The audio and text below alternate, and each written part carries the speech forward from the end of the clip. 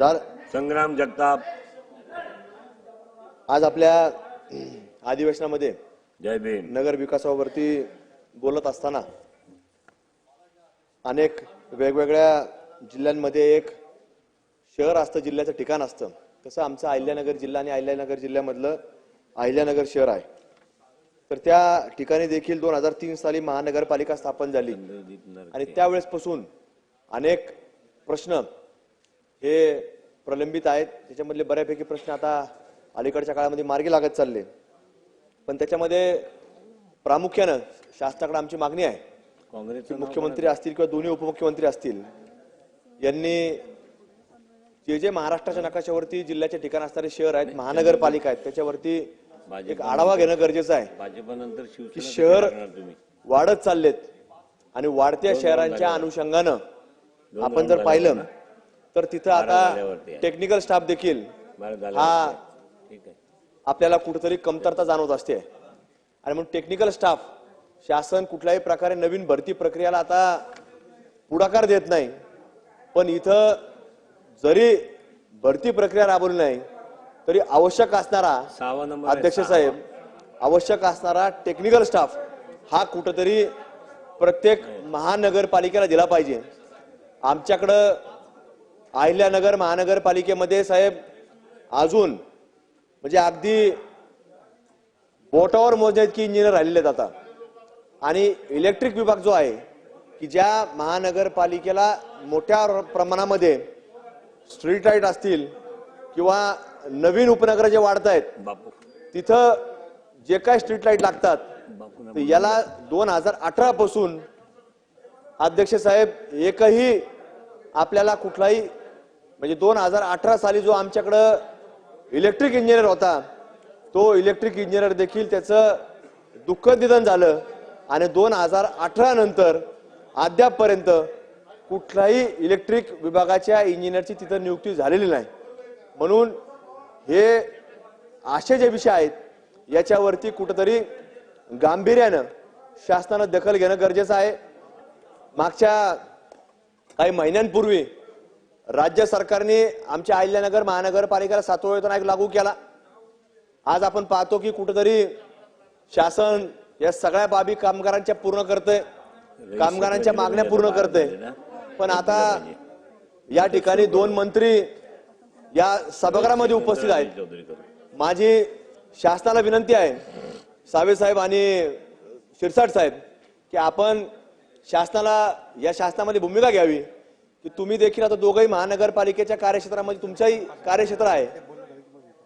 आपण जर पाहिलं तर आमचा जो काही आता सध्या प्रशासक आहे बऱ्याच ठिकाणी, पण कुठलाही जो प्रभागाचा नगरसेवक असतो तर तो एखाद्या केअरटेकरला म्हणा, झोन ऑफिसरला म्हणा किंवा वॉलमनला म्हणा, जर नागरिकांच्या तक्रारी आल्या त्यांनी जर त्याचा पाठपुरावा केला आणि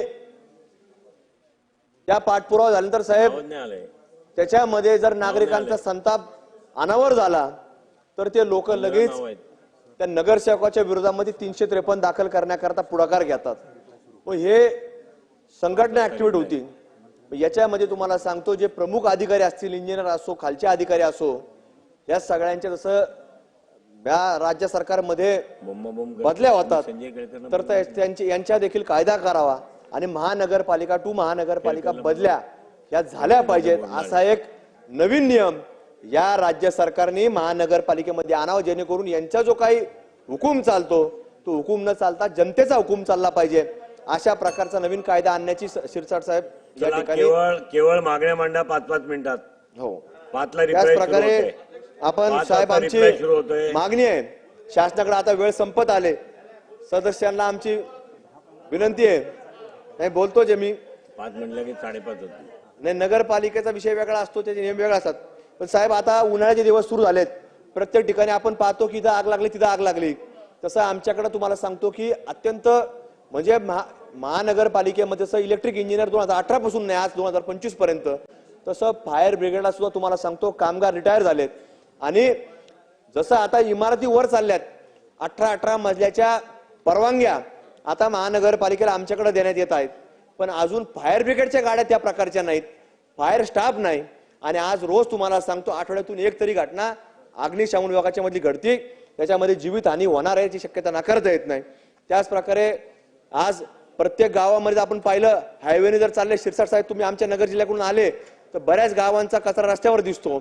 या गावांची मागणी असते की महानगरपालिकेने त्याचा आमचा कचरा घ्यावा. पण या कचऱ्यावरती कचऱ्याचे जे संकलन करणारे ठेकेदार आहेत यांचं काम बरोबर चालू नाही, असं प्रत्येक ठिकाणी आपल्याला पाहायला मिळतं.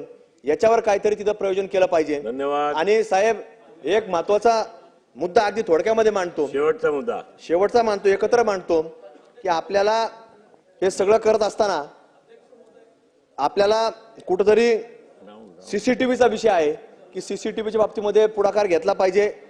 टाउन प्लॅनिंगच्या बाबतीमध्ये साहेब आपण पाहतो की प्रत्येक टाउन विभागामधली आलेली फाईल ही कुठल्याही प्रकारे तिथं कुठल्या अधिकारी कर्मचाऱ्यांची तडजोड केल्याशिवाय पुढे जात नाही. ह्या तक्रारी वाढत चाललेल्या आहेत, त्या प्रत्येक ठिकाणी चाललेल्या आहेत. याच्यावरती बारकाईने लक्ष देणे आवश्यक आहे.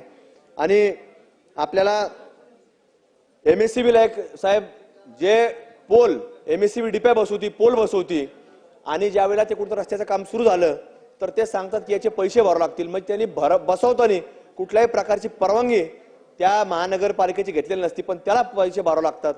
हे सगळ्या बाबतीमध्ये कुठेतरी परवानगी बंधनकारक करावा. त्यामुळं या सगळ्या बाबतीमध्ये आपण कारवाई करावी अशी एक विनंती आपल्या निमित्तानं करतो. धन्यवाद. अध्यक्ष महोदय,